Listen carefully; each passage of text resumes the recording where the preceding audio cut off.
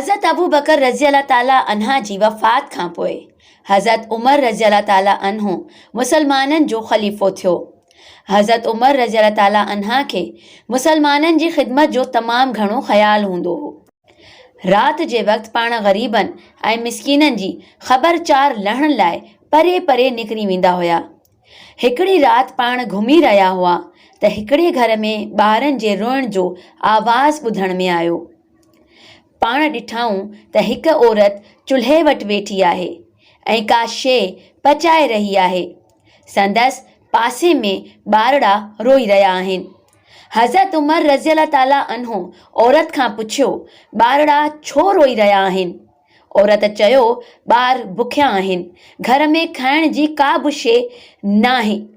मूं ख़ाली देगिड़ो चुल्हे ते रखियो आहे ऐं ॿारनि खे दिलासो ॾेई रही आहियां त खाधो तयारु थी रहियो आहे। इहे सुम्ही रहंदा त आउं बि सुम्ही रहंदसि।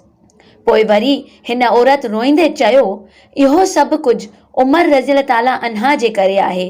खेसि असांजे हाल जी ख़बर ई कोन्हे।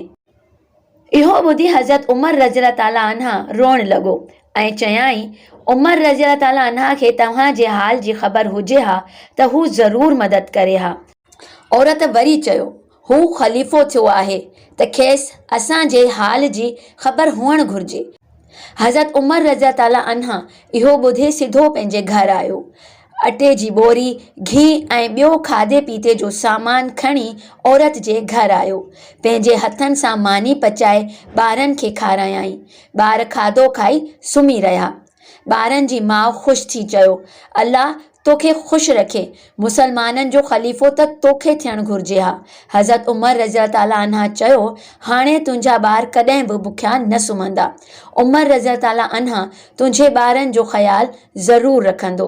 पोइ औरत पुछियो, भला ॿुधाए त तुंहिंजो नालो छा आहे? ख़लीफ़े चयो त इहो उमर मां ई आहियां। इन खां पोइ इहा औरत रुनी ऐं खेसि ॾाढी दुआऊं ॾिनई।